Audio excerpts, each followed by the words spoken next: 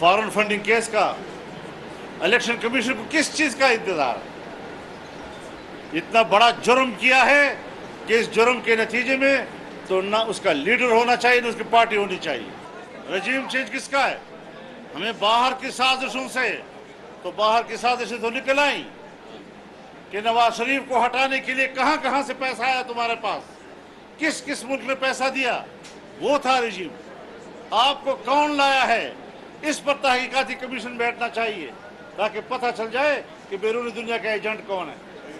अभी अमेरिका के खिलाफ बोलता है, इसको पता है कि पाकिस्तान में ये चूरन अच्छा बिकता है, लेकिन तुम्हें तो लाया अमेरिका था, तुम तो एजेंट उसी के थे, यहूद के एजेंट, उसकी पुश पर कुव्वत अमेरिका की।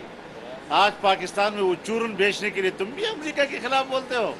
और पता चल गया है कि जब तक तुम्हारे पास बनी गाला का घर नहीं था तो इस्लामाबाद की E7 के घर का किराया 9 साल तक अमेरिकी कौंसलेट अदा करता रहा है।